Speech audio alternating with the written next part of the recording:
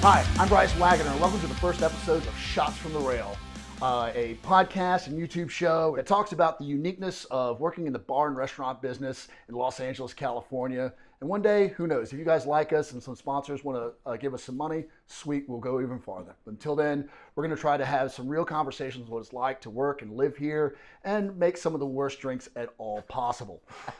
Hence, Shots from the Rail. We will go from there.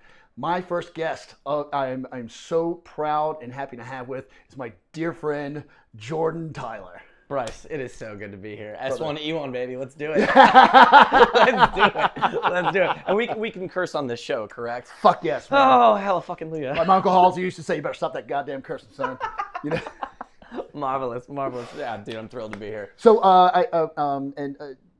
we're going to do a little intro video, but for those of you who don't watch that, I am a documentary filmmaker. I have made movies called After Porn Ends. I've directed the first two, produced the third one. I did Parrot Heads, which is the Jimmy Buffett documentary about him and his fans. Public Figure we did with Rose McGowan, yada, yada, yada, yada. I've been around the block. But during that time, I've been side hustling, bartending, doing security, waiting tables, from the East Coast to the West Coast, and we came up with this idea to do this. And we're going to have lots of different people that are going to be joining the show that are either still doing it or have made their segues, as so many people do in the entertainment business, to music, to film, to modeling, to anything but it's usually just this is our side hustle. So we'll go from there. And so what I usually like to do is I like to do a little icebreaker, and I like to ask people where they're from. And even though I know all this, y'all are about to find out one reason why Jordan and I became such good friends. So just give us a quick rundown of where you're from and how the hell did you get to the party? Originally, I'm from Chicago, Illinois. I was born in Houston, Texas. I was there for, I think, 3 months before my family relocated back to Chicago, where they're both from. Lived there for the first 6 years of my life. Mm-hmm. That's where I started serving and bartending and just the industry that we've grown to know and love. But as you mentioned earlier, for most of us creatives here, it is the side hustle. So music is my true love, and but I'm just still here doing it. Yep. And moved to LA 7 years ago, and we got the greatest rock and roll band of Hollywood right now doing the thing. We're called The Bites.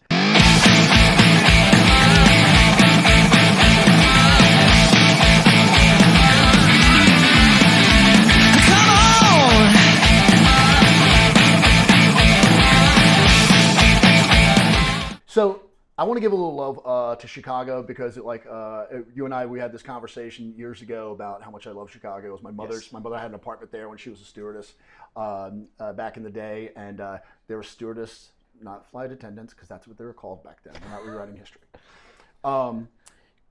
What makes Chicago such a unique place to be from and to work? So did you wait tables when you were there? Yes. Why is it new? Tell me just a quick rundown. What was it like working there?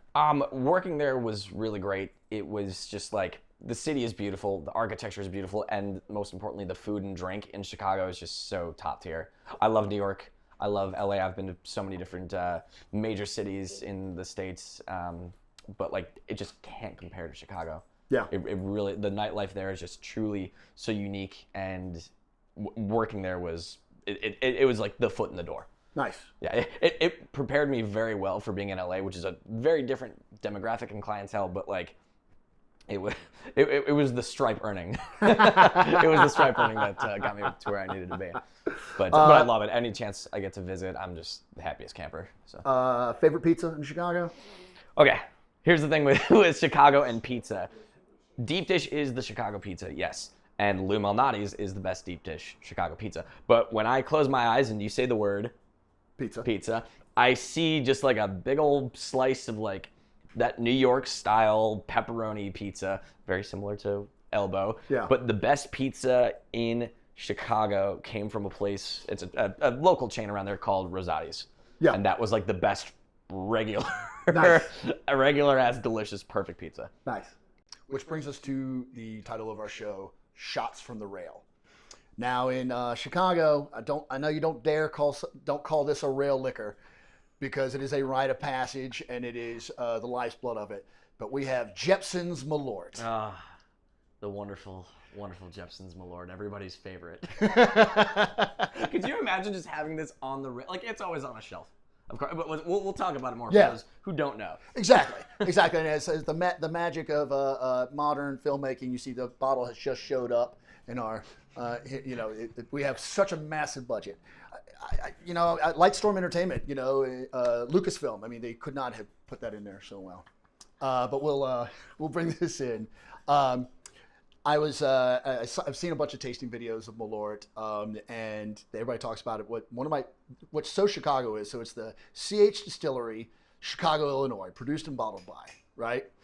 And it's got all this other stuff, but the best is that nobody says is its bitter taste is savored by two-fisted drinkers.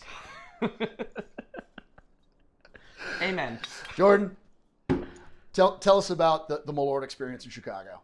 So, the amount of bars in Chicago is truly, truly wonderful for drinkers like us, and hopefully drinkers like you. But they have what's known as the Chicago Handshake. You get a beer like a PBR, Old Style, Miller High Life, some variety of that, and a shot of Malort. It's usually on the cheaper side, and people don't know. If you're not from Chicago, 9 times out of 10 you won't know what Jeppson's Malort is. So it just kind of becomes this, like you said, rite of passage. It's not a whiskey. It's not like anything else. Like, people are like, is it like this? Is it like that? And I always say, nope. you just gotta try it to experience it, and no one likes it. I like it. You like it. We've learned to tolerate it. Therefore, it was just like, oh, this is fun. We make it a gag. We make it a thing, and that's part of the reason that Malort has just this hilarious reputation, and we just learn to enjoy it through that. It is a social experience. Brilliant, and we've I'd like to take this moment to thank Total Wine for at their new location on La Brea. They're not sponsoring us, but you can. And but luckily they're in Hollywood now, and right on the border of Hollywood and West Hollywood. And Jordan used to have to go to Glendale to get it. Yes, the last bottle that was purchased for me as a gift came from either Glendale or Pasadena. So now we only have to go like 5-6 minutes down the road, and it's there. And as much as I want to get a bunch of like $10, $15, bottles for the show, this is like $26. Yeah, I ever since they started putting it with like the nice aluminum screw top, because it used to be a plastic. Yeah, it used to be kind of a crappy plastic bottle, but they like rebranded. Like it's got like engraving on it. Like it's almost like a classy thing, So we'll do our first shot from the well, such as it is. Shall we? And I'm gonna let's see where we're gonna get. So I got all my personal shot glasses here. So that's because they're making me drink with love. I'm going to start with mine. This was my grandfather's shot glass. And as you can see, it's got 2 fingers of it, with 2 fingers up, and you can say, 2 fingers. And it's got his initials on it. And it's one of those irreplaceable things that I have one of these, and I get to drink with my grandfather. So not saying I'll always drink out of this one, but for the first show, I absolutely will. Love that. So, Utah, give me 2 fingers, whatever it is. And, there's a little shed. It's right there on the top. This is this awesome place called Biscuits and Porn, and they sell biscuits and porn in the Outer Banks. It's awesome. And he's even got a little beanie from it. Shot glass for the first time. Oh, they're fucking dope. You can put them in the oven. You can use them as a golf tee. It's a whole thing. God, freeze them. That's brilliant.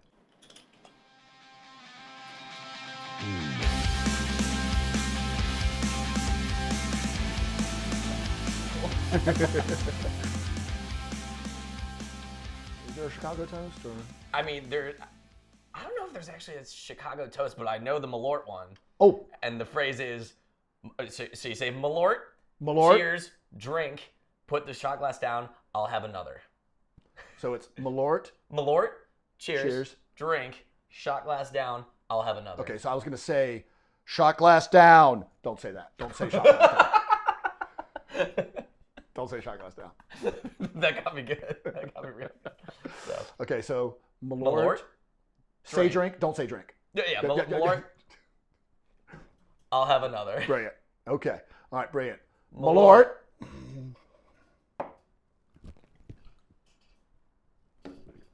I'll have another. I'll have another. Could not have been more perfect. Oh God, it's all over my eye. If that doesn't describe Malort in the most perfect. It's been a minute. You can only lie but so long. It hits you like a ton of bricks after it's been a while. Oh God. When you have the luxury of drinking nice tequila and mezcal and This is how they killed Jimmy Hoffa. it just disintegrated him. I wish I was joking. I really. I feel so bad. Damn it, Papa. I mean, because this is kind of... That is no tiny shot glass. Yeah. I guess it does. It's just wider, and it's got, it was made during the Great Depression, so it's like, grapes of wrath. I'm just. Hi. So we had a little costume change here because Malort apparently burns holes in your stuff. I mean, I look like a fat lard anyway in that for some reason. So, that was as real as it got.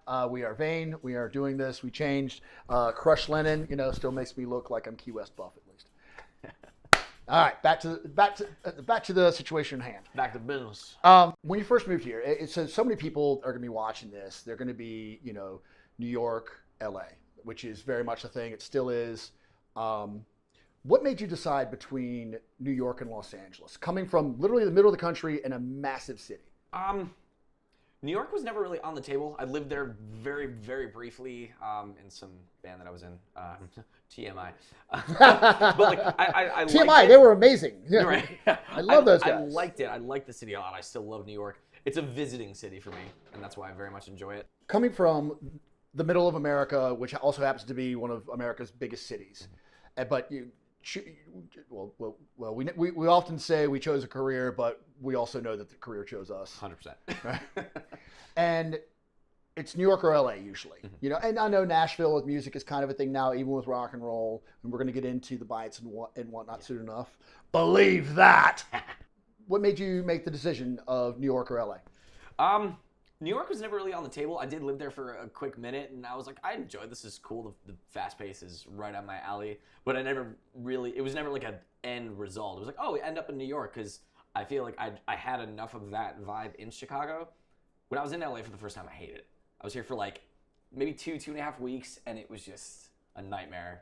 The situation was tough, so it like threw me a few extra punches. The hookers are really expensive. So. Right. On my budget too, it was rough. But like when I came back from visiting in Chicago, I was like, I don't want to live there. I don't want to go there ever again. I just left a sour taste in my mouth. Totally changed, like 180 degrees. Moved here on a whim, and it was the best decision I've ever made in my life. Wow. And yeah, it was that easy. You packed up the truckster and. Yep.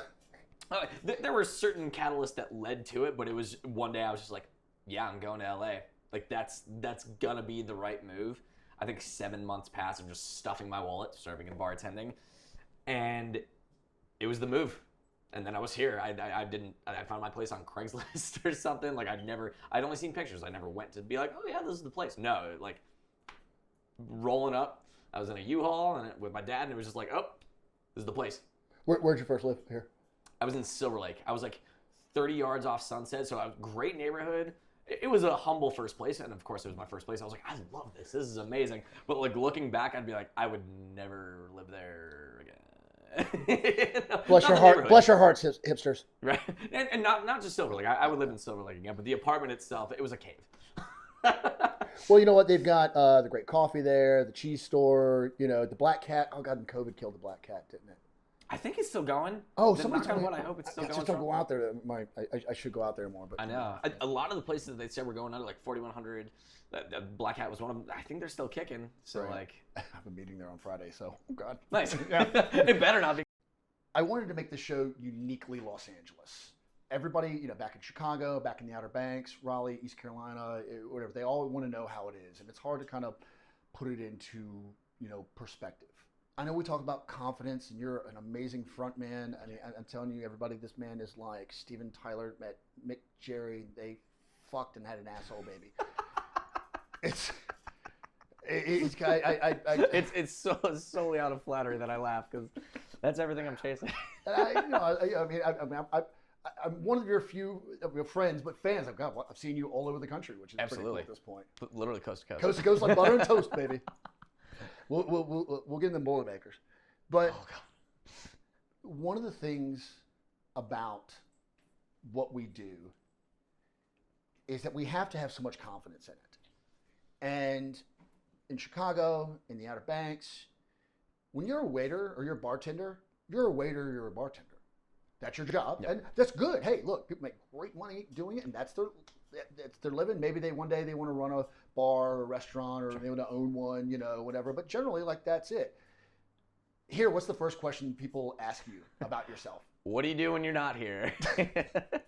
It's true, because all these avenues of being creative, there's so many jobs and opportunities and directions that you can go, and a lot of us, 90% of us, lean towards the industry, service industry, hospitality, whatever you want to call it. And it's so perfect for us. Anytime I tell somebody after that I'm a musician, I say, like, yeah, I bartend on the side too. And they're like, oh, that must be so perfect for you. And I go, yep, sure is.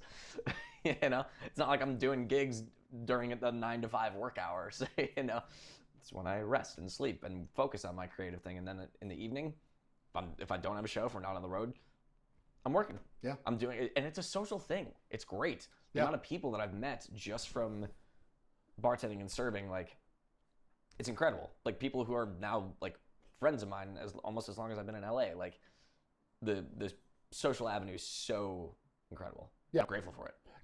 It's funny. I mean, obviously I have my questions, because I've never done this before. But that it's, I think, and am I wrong in saying that doing this side hustle not only makes us, I think it makes us appreciate this city more, but it goes back into our work and our chosen profession, our chosen career, I should say. Yeah, that's actually really well said. Because, like, you learn things in the service and bar and hospitality industry that you wouldn't necessarily learn just, like, on the street, like street smarts, whatever. Yeah. So it helps you in so many different ways, and it's like beyond the monetary reasons, so it's super helpful. It's changed me. Yeah. And I know it's changed you. Brother. It's made us better people. Yeah. Like, I have so many people come up to me that's like, just at silly nights at the bar, like, how do you put up with this? And it's just like years and years of, like, building up discipline and, like, tolerance, and just you learn about yourself. You learn your limits and what you can do and not. I just want to. I'd put this in later, but it's funny now. We have that all those lessons that we try to learn from, right? And then we try to apply it to what we do, and you're like, okay, because I'm of the school of everything that happened to us, we can take and learn from and do something and make it positive. Totally. And this, what I'm about to ask, is completely counterproductive of this, and it's just really for a funny social media clip. But there's sometimes you're just like, why? And now I guess I'll talk about it later. But, like, that's not making me better. That's just, and in LA, shit happens literally. I'll lead. I'll tell you this. I was head of security at the bar Marmont. Was the bar for the Chateau Marmont. Yes. And I'm out there, and there's I'm not sure if you've heard, or if anybody in the rest of the world has heard, we've got a little homeless problem here. And guy comes up, Sunset Boulevard, Sunset and Fairfax, basically, and homeless guy, very obviously, the ragged clothes, the beard or whatever. Sure. And my steps are right here, and I'm standing there, and it's early. We just opened, it was like 5 o'clock or something. And he just drops trowel and takes a dookie 6 feet from. I had no idea where you were going with this, and I'm sorry that was the direction, but, like, oh my god, I can't help. And I don't know if I looked over and I saw if it was his nuts or the dingleberry that was coming out. But, thank you for dingleberry. And after that, and I love my boss. My boss is great. My boss is. I will talk during this show, however many people will watch it. He's this French guy named Alain Jou, who owns Oriole down in downtown LA now, Chinatown. And he goes, Bryce, I don't know what we're gonna do. I got to run the restaurant. I said, you got a hose because we can't have people come up. And I'm sitting there, and I'm in the middle of. I just my first movie had come out after Porn Ends. I have Yes. the #1 documentary on iTunes, and I'm using my thumb on the hose to get a better spray to get the dookie off of Sunset Boulevard so guests don't come up. And I'm like, God, is it ever gonna get better? The only way that it is better is that in all of our years of friendship, this is the first time I'm hearing this story. How is this one just slipped through the Because I cracks? wanted to not, because I didn't make me better. It just fucking happened. Like Forrest said, shit happens, whatever. Yeah. Yeah, that didn't build you as a person. That one's just like, I'll keep that in the back of my mind. Oh man, oh God, man. I'm sorry. I think he had corn. Brutal. I think he had corn that day too, or some ramen. I don't know. I mean, it was. So what about you? What's yours? Is there one of those in LA? Because I mean, you were down at Stella in Silver Lake, right, or something like that. In center of Hollywood, Stella Barra. Oh, the, Stella the Barra. pizza joint. Oh, that mix-up happened all the time. It was actually kind of comical for us, but like truly nothing that like vile. I mean, we're in bars and restaurants. We've seen at my place in Chicago, like it was a family place. We were right across from the free public zoo. So we had children as far as the eye can see, and like I had kids like throwing up at my table. Just they're gross. Like kids and there was one time like a woman changed her baby like in the booth. Like gross. That's like that's vile. That's disgusting. That's also just. Well, I mean, I know that's Mark's fetish. That's the drummer of his band, by the way. Yes. We love you, Mark Highlander. Hi, Mark. We chose to be in entertainment. Yeah. The arts. Some people like to call it that. I mean, it is. I don't want. I mean. Showbiz, baby. Yeah. But especially the first few years out here, we're out there doing it, and I think one of the things that happens is imposter syndrome. It did to me. I was, I used to think, I was this, worked out guy, and I was like, I came out here to be a director, but I was an actor, because that was an easier path. I thought it was, and I was always scared to tell people that I wanted to be a director and a writer, even though I have a degree in literature, and like, it's like, but I had this thing happen to me when I lost my brother, when I went back to the Outer Banks and all that stuff, and ran out of money, and I had to get a job, to save up to come back here, like all over again, 20 years after the first time I did it. Insane. And people would ask me in the Outer Banks, because they just think, oh, you're a bartender or whatever, but like, what do you know? We heard her from California, and I got this thing where I got really embarrassed that I was this guy who's had, these #1 movies or whatever, and here I am slinging your $5 rum and Coke, and you're, Yeah, I mean, but that's the prime example of like just life happening to you. It happens to all of us in different ways and shapes and levels, but like it shows that you can roll with the punches. And instead of just being like, all right, throwing in the towel, it's like, hey, like I'm going to adapt a little bit. I'm going to figure out how to make this work. And look what you did.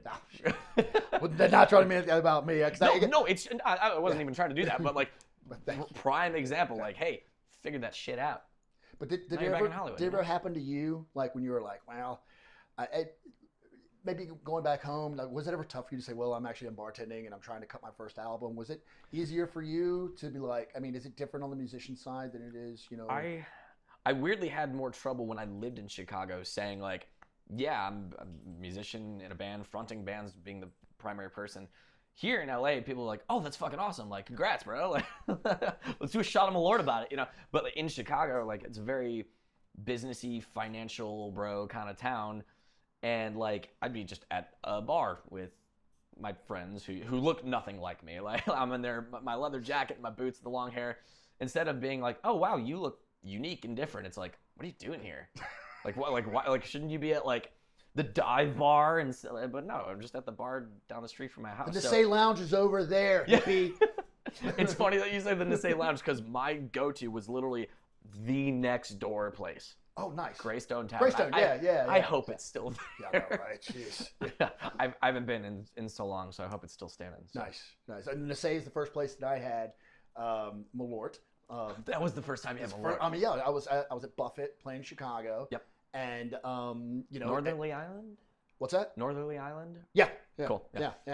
And my friends were there, and they're like, "Hey, you got to check," because I'd been many, many times, but I was hanging out like at Gibson's and shit like that. Oh, yeah. You know, Love Gibson. and like, oh, and I'm like, oh, what is this shithole? Yes.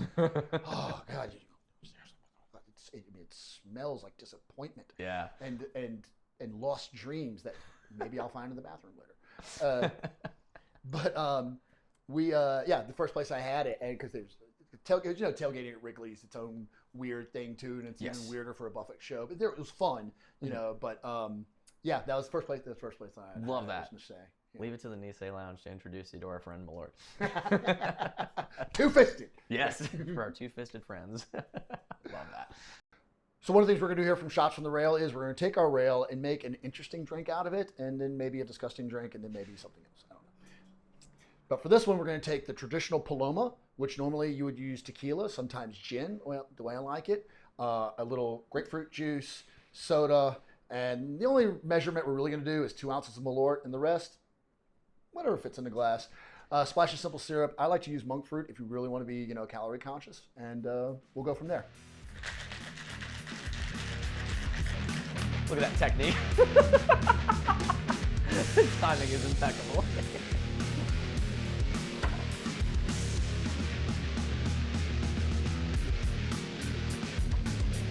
Just think, that has Malort in it.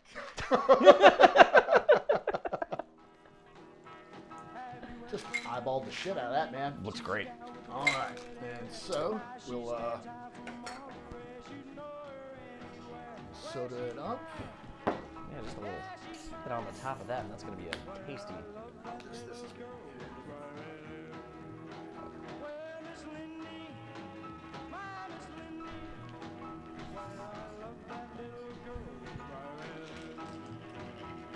We love a dirty dump. Yeah, man. I love kind. Is there any other kind? Not in my house. You ready, buddy? Yeah, I just got weirdly nervous because I forgot what we're drinking. It looks so pretty.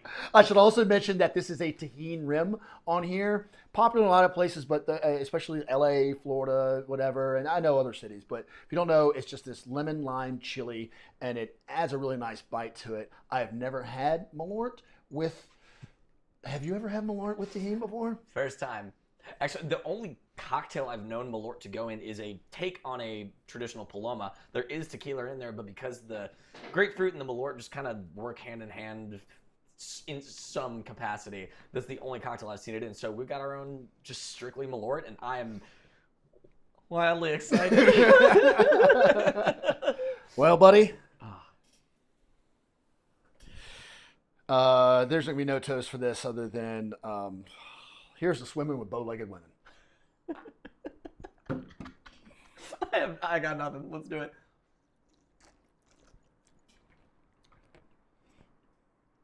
I've had worse. Ooh, that tahini is nice there. That tahini is really the tahini nice. Is not nice there.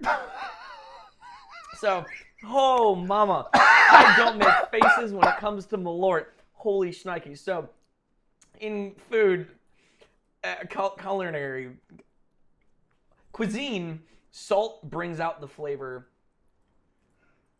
of everything. So all the tahini salt is doing is saying Malort to my taste buds. But I want more. This is horrible. I must try more. Ooh, and it's he's going down the hatch. It's funny, the monk fruit simple. One would it's think like that first day in prison. You would think the sweetness of the monk fruit would help, but it's like, oh, it's sweet for a second, not. It kind of like brushes the palate, and then it's like, psych. Oh, man. I'm going to keep going the sans tahini. Now we can sip on it. I figured if I get... Oh, fuck me. The bubbles are nice. I know this is ridiculous. I don't hate it without the tahini.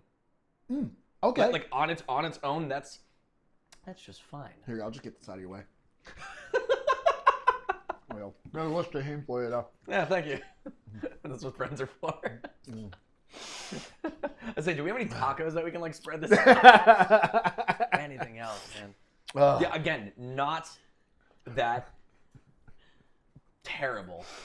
I don't think I would order it again, but I'm glad that we tried it. But I would order it for somebody I didn't like. Hey, can you get me one too? He just said one. He didn't specify. Do you know what we should do? We're like, I'll have what he's having.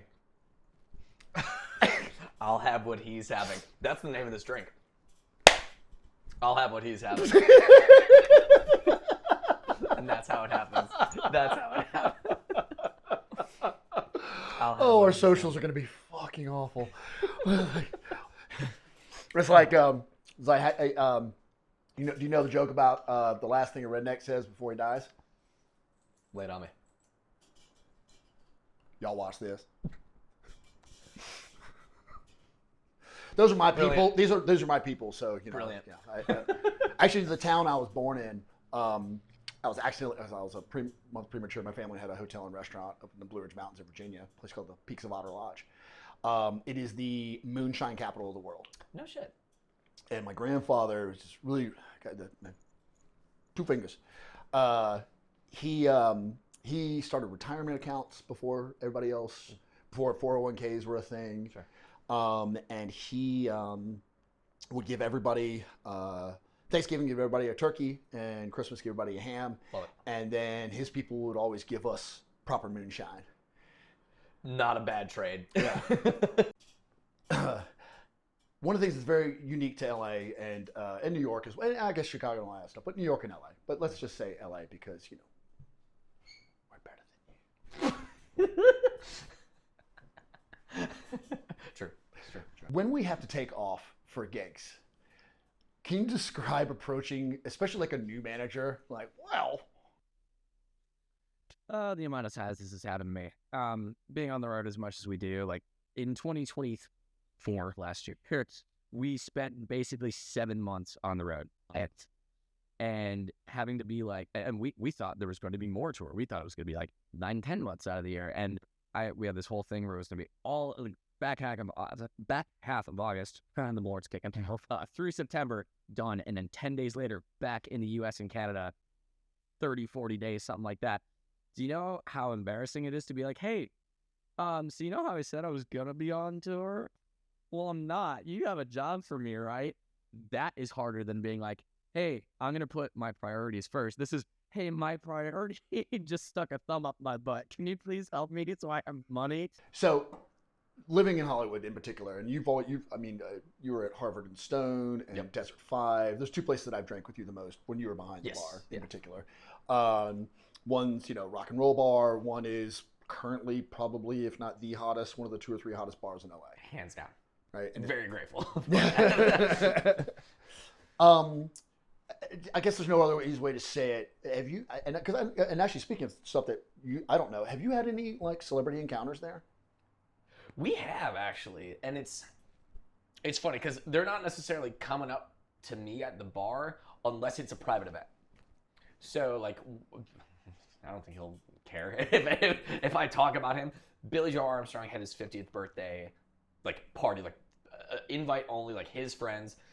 He did a set of like a bunch of like rock and roll covers. It was awesome. But I saw a lot of heroes there, and I was like, this is cool.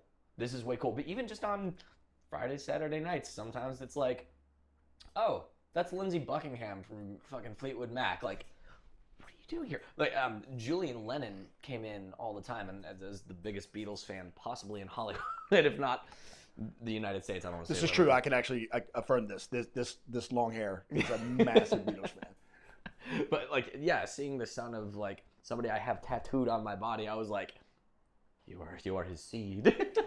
But no, it's cool. Like there's I've never been starstruck though. Yeah. I have probably a handful of people that if I saw them in real life that I would like probably vomit on my shoes. But aside from that, like I don't. They're people. Yeah. People like us. Yeah. Some people take it a little too far on themselves, but 9 times out of 10, it's just like they're just there to have a drink, be in public amongst humans. Like it's something that we love to do. We love to be social, get out.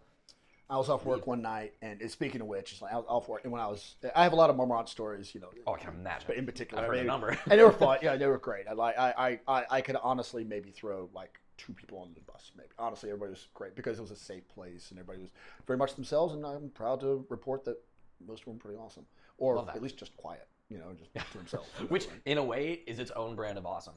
That's polite. right? And I'm in there one night, and I was having a drink because it also was my favorite bar to hang out at, And Absolutely. it's funny you say that because it's just like, so Kiefer Sutherland comes in, right? Yes. Jack frickin' Bauer, Lost Boys, and I'm like, and I was a little bit because I mean, growing up, in the 80s and 90s, you're just like, and I mean, just iconic. And he and I'm sitting there, and he's right next to me, and he's with what I find out later is his producing partner. And I said, "Hey, Sutherland, my name's Bryce Wagoner, has security here. I'm on my off night, but if you need anything, let me know. I'll let my team know." He goes, "No, it's good, Bryce, it's good." He's got this great voice. And I had done this movie called The Flight That Fought Back. It was nominated for an Emmy. It was about Flight 93 from Yes. September 11th, and he was the narrator. That's right. So I'm 1 degree of Kevin Bacon on the Kevin Bacon meter. I had to say, and I was like, man, I goes, "Oh man, I love doing that. That was great. You were really great. Richard was a really great guy. I played a guy named Richard Guadagno, and he was just an absolute American hero. And all those guys were awesome. His sister's great woman.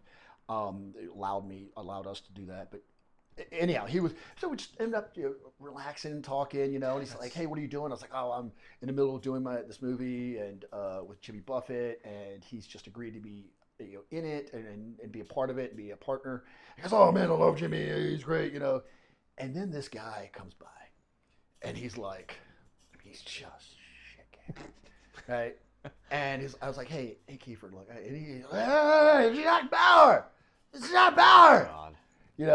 And I was like, "Hey, Kiefer, if you want to, I don't want you to mess around. I was like, we can go up to the hotel if you want. I'll switch everything over." "Oh, yeah, sounds good, Bryce. Sounds good. Let's do that. Let's hang out." It was really sweet to talk to you, right? We just Love that. Yeah, and this guy followed. He goes, "Hey, Kiefer," and he starts like crying. He goes, "Man, I'm just trying so hard." And Kiefer, God love him, turns into like a camp counselor and just listens to him. And he's so kind, And it's like I didn't want to I'm like hanging around here like with my dick in my hand, I'm like, "Hey, Keith. Hey, it's great meeting you. I'm gonna go meet some friends." "Hey, Bryce, yeah. And I walk by and I turn around after like 50 yards on Sunset, and he's still just talking to this guy, which is. He knows how to handle a Punisher, man. Holy And then a few years moly. later, I'm at the Sunset Marquee where we met first. Yes. Hung out. Your fucking birthday. And Kiefer rolls up, and look, he has a couple beers. He's just a social person. He's not gonna be tanked or anything. No. And I go, "Hey, Kiefer, not sure if you remember me. I used to wear the cowboy hat, and I met you when I was off one night." He goes, "Oh, Marmont, hey, man." And I'm like, "Bryce." He goes, yeah. And then we end up talking for like an hour, And he's like, "Hey, man, how are the documentaries coming, And he's just so kind, like this, like. That's so cool. Like you said, years later. Yeah. Something like.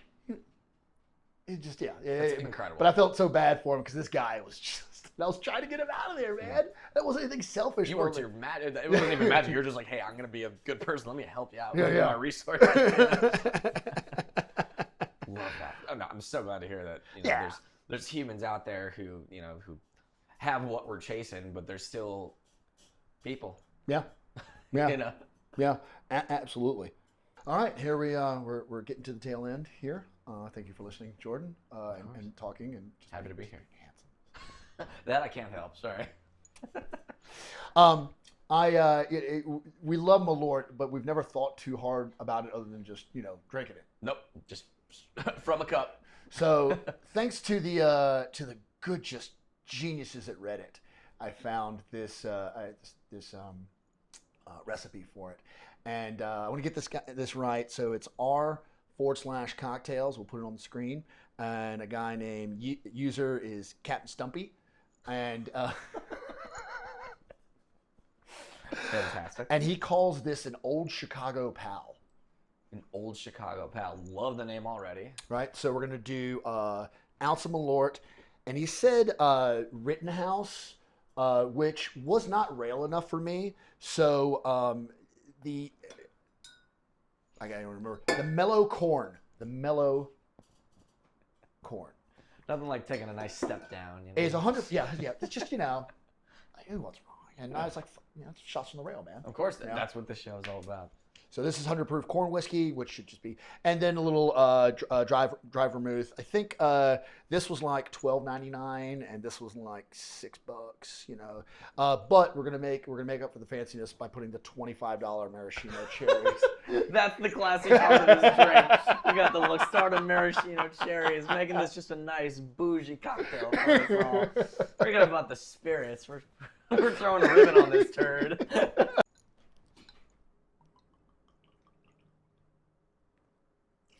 Ooh.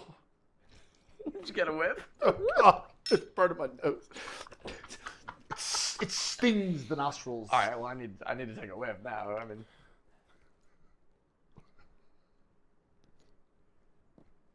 all right, I had to go back for seconds. So I don't think I have nose hair anymore, but that's fine. Oh, let's gonna go back out there because it's our star of the show. All right, supposed to shake vermouth, right? I learn something new every day. I don't know. I used to think Martini and Rossi was just like, ooh, Martini and Rossi. Oh, with a name like Martini. Yeah, like, that guy does not use condoms. Rossi, maybe. Martini, no condoms. So we're going to do a half ounce each of these. Oh, God. Oh. Do we add some of the Luxardo juice to make this beast a little bit more tameable? No.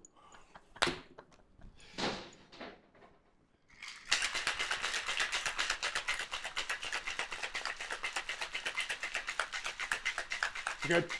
Got enough from that. Okay. It's gonna look great in slow motion. Not the color I was expecting. I know, right? At all. That looks wonderful. Looks, nay, tis. I don't know. It's gonna go back there. Damn the shot. That was satisfying pop. I think this is gonna earn 2 cherries. I have a feeling it's gonna be. Gotta mask some of that flavor. All right. Now, don't that look delicious? Why not? Just a little for good. A little goes a long way. Sorry, Reddit guys, but we're gonna, the old Chicago friend here just got a new friend, and We make new friends. mm-hmm.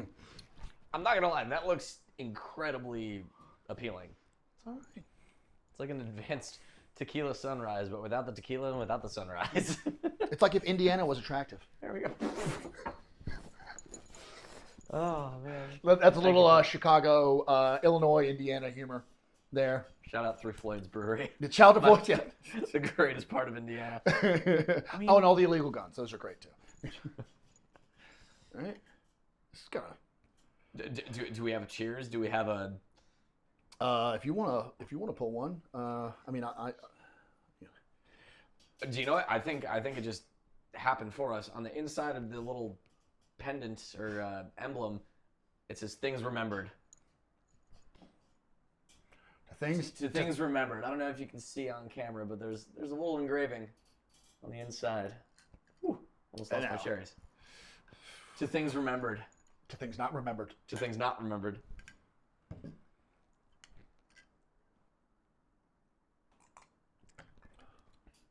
Oh, that's. Oh, that is petrol, gasoline. I'm not a chaser, bitch, but. Oh God. Eat the cherry. Eat the cherry. It'll help. I gotta go. I gotta go deeper. The Luxardo went straight to the bottom. It's gonna help. Perhaps a nice stir would help. But yeah, that was 100% gasoline. That was shell oil. Good story to the plow song. Mm-hmm. Oh. All right, Oh. it is better, and then it gets worse. It gets worse. Can you talk about? I'm afraid I can't. Sorry, continue. Go on. My bad. Oh man, God! You also do this other thing that's wildly just different. and you did it at Harvard and Stone, and you've done it at D5, where you're working and then you jump on stage. Oh yeah, and then you go back. That's my favorite part of Fridays and Saturdays, because I get to do the thing that I love to do the most. And like sometimes I'm swamped. I'm like, I can't leave this bar if I tried. You know, I got 74 people staring at me like I got 8 heads. Like, I need my tequila soda. But I get to do the thing that I love at the place that I love, and it's just fun. And the band, Johnny Travis Jr., the All-Star Band, I love all those humans. They're great. The Desert 5 community is really tight-knit, and I'm so grateful for everybody. And the people who know they're a part of it, they know who they are. And can we talk about, like, as artists and creatives, how you guys vibe off of each other and stuff? Because, I mean, at D5, you've got filmmakers, musicians, what's her name? Very, very pretty model. But, no, it's any and all forms of art and expression, and that's why we're all there, you know? Because we love it. And we just happen to have this fantastic, fantastic bond and relationship with the bar and with each other and with the people that we love to see come in, and that's why it's my favorite place. So you're in a unique position. When you recently charted on Billboard last year. Yeah, that was cool. That didn't suck. And we were actually were we in the UK? Yeah, I think we were in the UK when it happened. So it was like, oh shit, this is going on back home. But yeah, that was monstrous for us. We didn't expect that. Like, we're just grateful to see the bite underneath the Billboard font logo, whatever you want to call it. That was just that felt awesome. Would you do it any different? Nah, because I wouldn't be here. I'd be comfortable in Chicago. I would be not in the bites. I wouldn't have started it. I would have been unhappy, but like coasting. Not one to coast. I don't want to do that. You don't want to do that. People say they don't, but they're the ones who are usually just coasting. Go fuck your mother.